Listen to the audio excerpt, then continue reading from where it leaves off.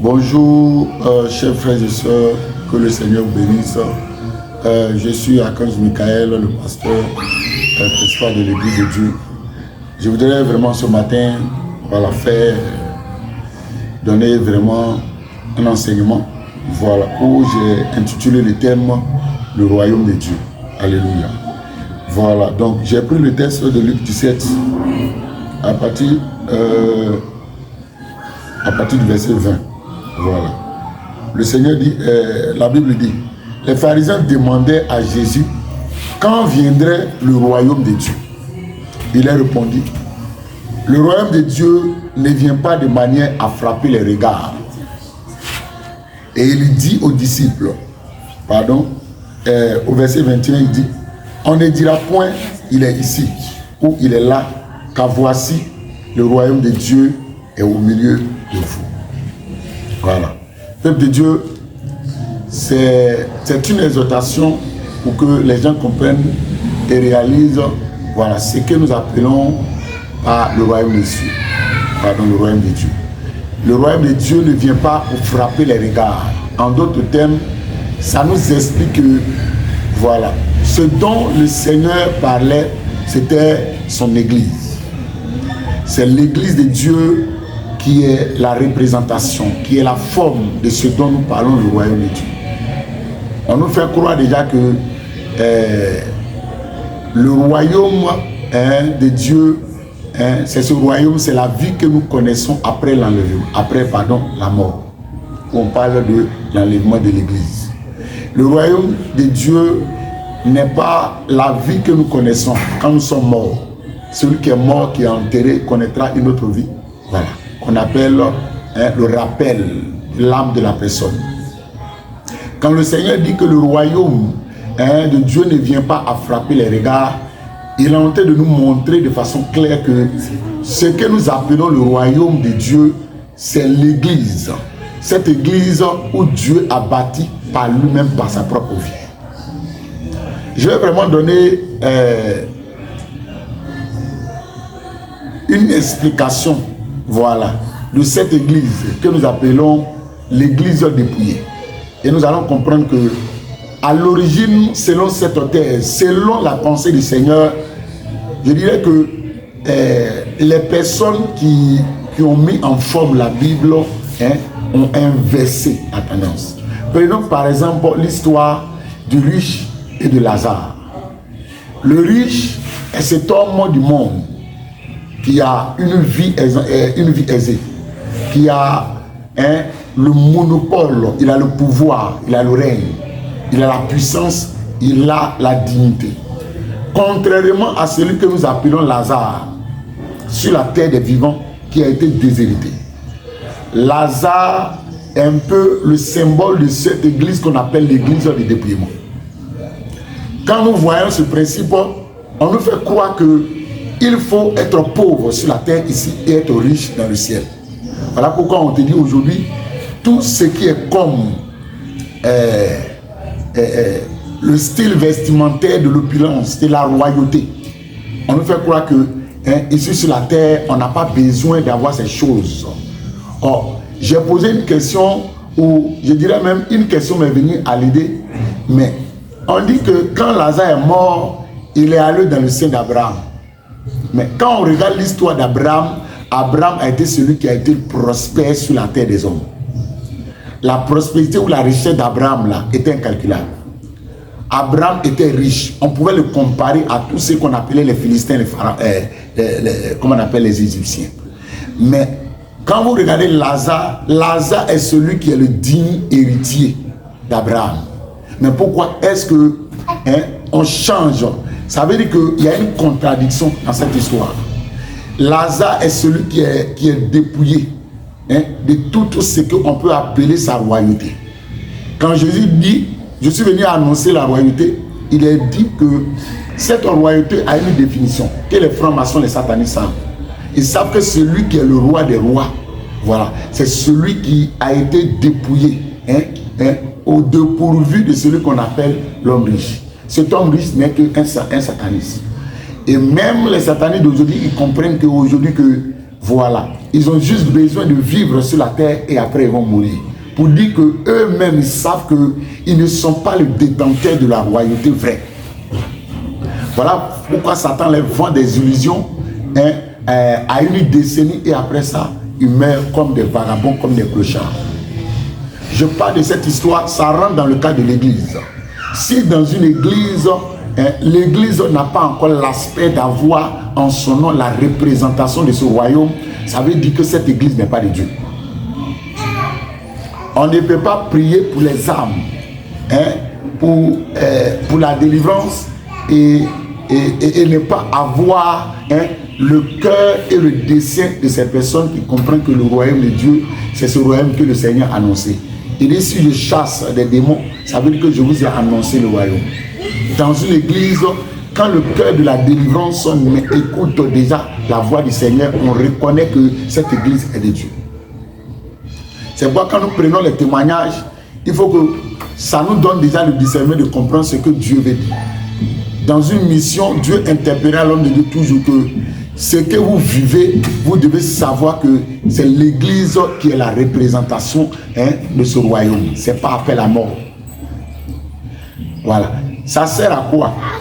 D'avoir des richesses futures dans une vie invisible. Est-ce qu'on comprend quelque chose? Ça nous sert à quoi? Même les sorciers savent. Ça sert à quoi dans le monde spirituel d'avoir des maisons, d'avoir la représentation des avions, de maisons, de biens précieux, de familles, et sur la terre physique n'en est rien.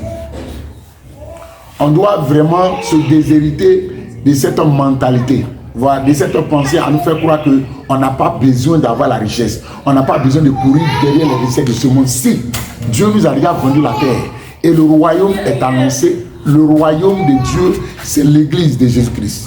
C'est l'église de Dieu. Si cette église n'est pas prospère, on va nous voir comme ce Lazare qui est un clochard. Pourquoi est-ce qu'on ne peut pas être ce roi des rois sur la terre? C'est lui qui est roi, c'est lui qui est dompté de pouvoir, d'autorité et de puissance. Aucun démon ne quittera un corps si la puissance de Dieu ne s'accompagne pas avec l'autorité et sa parole. C'est pourquoi, peuple de Dieu, voilà, j'interpelle nos frères et sœurs en ce matin. Pour qu'on comprenne que le royaume de Dieu, ce n'est pas après la vie après la mort. C'est la vie de l'église actuelle. C'est la vie que les chrétiens ont tendance à vivre dans ce temps présent. On ne peut pas prêcher les gens l'enlèvement sans les éduquer à aller conquérir toutes les nations, toutes les terres. C'était l'ordre des apôtres. Allez-y, partout, jusqu'aux confins, aux extrémités de la terre, pour conquérir tous les territoires. Mais si aujourd'hui on te dit qu'il faut abandonner tes bijoux, abandonne tes bracelets, abandonne les richesses, même l'or, on te dira que l'homme n'a pas besoin de toucher l'or. Quand tu abandonnes ça, tu te dépouilles, tu deviens comme un Lazare, un pauvre Lazare. Voilà pourquoi vous allez constater que les églises qui prêchent le dépouillement, ils n'ont que ça à cœur, l'identité de Lazare. Et cette identité est déjà vendue au satanisme. C'est un monde qui a été corrompu. Est-ce qu'on comprend? L'histoire du riche, c'est ça la définition de l'héritage qu'Abraham a laissé à Lazare. Donc, on ne doit pas écouter cette volonté et croire que c'est de ça que l'église a besoin. L'église n'a pas besoin de se dépouiller de tout ce qui est vertu. L'église a besoin de se dépouiller du cœur, des caractères. L'épouse a besoin de se dépouiller de tout ce qui est ruse, de tout ce qui est manipulation, de tout ce qui est fausseté. Quand on parle de fausseté, on parle de fausse révélation, on parle de fausse vision, de tout ce qui a caractère à contredire et à amener des gens dans ce que Dieu n'est pas. Donc, c'était vraiment une première partie d'une exhortation qui parlera et qui continuera de parler du royaume de Dieu. Le royaume de Dieu, c'est ça. C'est pourquoi quand les témoignages, le sorcier, quand il vient et qu'il arrive à la porte, il doit constater que l'atmosphère spirituelle même est plus honorable et honorée que celui qui voit dans le monde spirituel. Quand tu rentres dans une église, il doit faire un constat. Il doit avoir non seulement la puissance, mais le ciel doit être représenté sur la terre.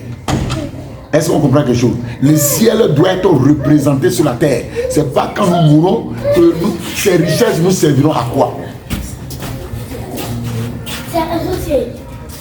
Jésus-Christ dit, je suis venu annoncer le royaume de mon Père. Ce royaume, c'est une consécration que Dieu nous avait donnée depuis l'origine. C'est pourquoi Dieu dit créons l'homme à notre image et à notre représentation. Donc, les anges, le monde spirituel ont déjà connu cette richesse. Et cette richesse existe déjà dans l'au-delà. Donc, Dieu a fait de la terre son monde invisible. Donc, l'ordre de la création nous introduit déjà dans une vie que nous devons vivre, la vie humaine. C'est pourquoi quand on dit de se sanctifier, Dieu nous sanctifie et nous a donné le nom qui a été déjà justifié, et le nom de Jésus-Christ. Voilà pourquoi le chrétien porte uniquement que le nom. C'est le nom que nous portons. Le corps de l'homme n'est plus condamné. Il n'y a plus de condamnation parce qu'il dit soyez saint car je suis déjà saint. C'est un état. Qui peut dire que dans sa marche, même malgré que tu t'habilles comme des djihadistes là, qui peut dire que de cette manière tu es saint? La sainteté de Dieu, c'est un nom. Et c'est le nom de Jésus que nous portons. Quand nous portons ce nom, le jour de la condamnation ne s'attribue au corps. À un moment donné, il nous revient à comprendre et à avoir le discernement que ce que Dieu demande, c'est une vie, une nouvelle marche. On porte déjà le nom. Et le nom nous justifie devant tous les esprits. La puissance de Dieu est au rendez-vous quand la connaissance de Dieu est élevée. Alléluia. Voilà, donc c'est ce principe-là. Aujourd'hui, je prends l'histoire de, comment on appelle, de Lazare et du riche pour nous faire comprendre quelle est cette histoire qui a été fabriquée de toutes pièces par les gens. Ils ont inversé. L'homme riche, c'était doit être Lazare. Non seulement Lazare, il doit apprendre vraiment à vivre la royauté sur terre. Et quand il meurt, il va dans le sein d'Abraham. Voilà. Ça sert à quoi d'avoir toutes ces richesses? Alléluia. On dira que ça sert à quoi de gagner tout le monde? L'or du monde et du père de son âme. Un riche, il peut avoir toute la richesse du monde, et quand il a le dessein du Seigneur, il va au ciel. Voilà. Donc on ne peut pas dire on veut conquérir un monde qu'on n'a pas encore gagné d'avance et en négligeant ce qu'on a déjà. Non, non, non. Dans ce principe, voilà, l'héritage de Lazare ne dépendait pas de la vie de cet homme. Dieu a aimé Lazare dans sa pauvreté. Dieu aussi était capable d'aimer Lazare dans sa richesse, puisque c'est un héritage. Les pères sont ceux qui possèdent tout. Voilà. Et les héritiers, c'est ceux qui héritent de ce que le Père a donné, qu'on appelle les fils. Et le Saint-Esprit, c'est l'être que le Père de tous, dont le Seigneur comprenait déjà que la vie de Lazare n'était pas ce qu'il voulait. La volonté de Dieu ne résidait pas forcément dans ce que Lazare était. Il était pauvre. Et c'est logique, puisque le riche, lui, il n'est pas de Dieu. Donc la méchanceté est là. Pas parce que le riche est riche et qu'il est méchant, ça veut dire qu'un homme ne doit plus avoir, comment on appelle, des biens précieux et aller au ciel. Voilà, donc c'est évident. Celui qui est du monde restera du monde. Mais si celui qui n'est pas du monde, ça ne veut pas dire que celui qui est du monde n'est plus du monde, ne doit pas chercher à être ce qu'il devait être depuis le commencement. Et c'est ça qui nous dérange. Et c'est ça qui fait que le combat de l'église aujourd'hui, l'église se combat en elle-même. On traitera des gens de démons, de Jézabel, parce qu'ils portent des choses. Or, toi-même, tu sais que malgré le style vestimentaire que tu as des combats spirituels. Tu as des attaques de nuit, tu as des oppressions. Mais la question te revient. Quelle est la marche qu'il faut? C'est le discernement que Dieu nous demande dans l'église de Dieu. Que le Seigneur nous bénisse. Voilà, on se dit à très bientôt pour la deuxième partie. Shalom.